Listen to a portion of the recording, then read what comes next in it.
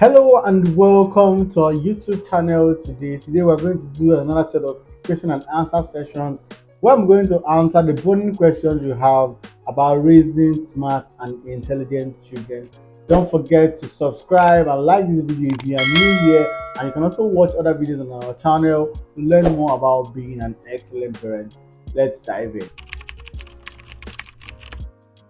Communication is very crucial. One of the problems that I see all the time with families who want to do better is that one party or the other is not exactly on board with the method. However, you can't really parent with a two fronts. It has to be united.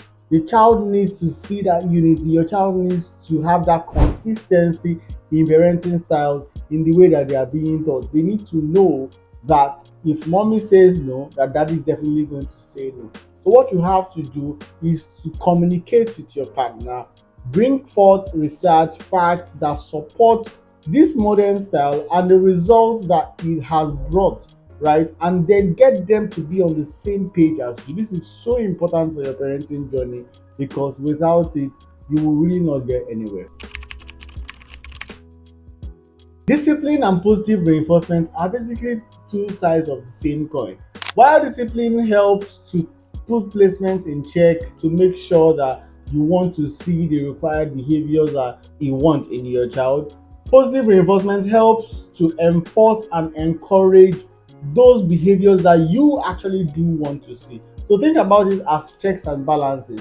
So the positive reinforcement helps to motivate the child to do more of the good things, while the discipline helps to correct those bad behaviors and make sure that they turn into a new leaf, which eventually gets you the desired result that you want.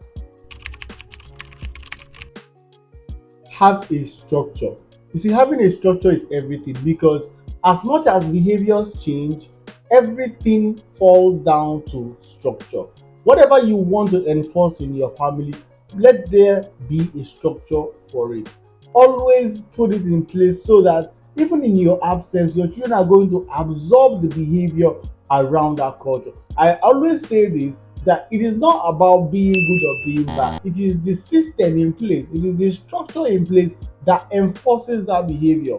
If you put mad people in a structured place, they are going to be able to behave properly. If you leave them to go mad, they are going to go mad. So it's not really about the madness, it's actually about the structure that enables or stops them from doing that. So whatever behavior you want to see, if you want to raise children who actually go out there and make you proud, build structure in your home. And always remember that every moment is a teachable moment. What your children don't know, teach them. Don't assume that they should know this or this is important for them to know. Make sure you actually teach it to them.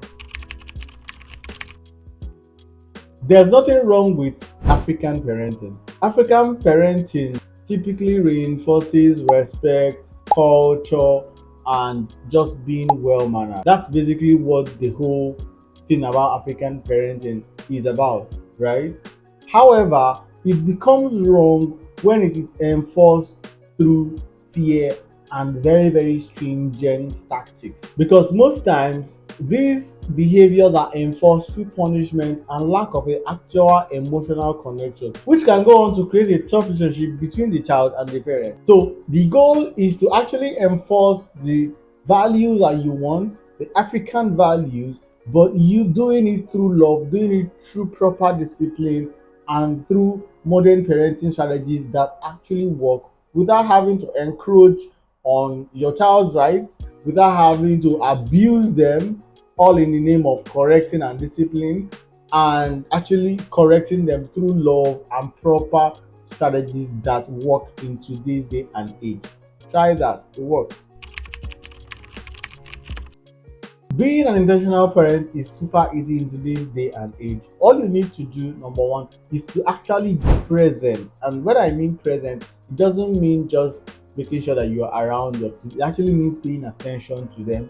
And then you can't be an intentional parent without knowledge. You have to learn, take courses, read books about how to empathize, because most of the things you know about parenting were things that were passed down, and those things could be wrong. Even though you think they worked on you, they might not work the way you think they would in today's day and age. So you need to update yourself with information, with the right processes, with the right kind of actions to take to be able to raise a child properly in today's day and age. And that is all it takes to be an intentional parent.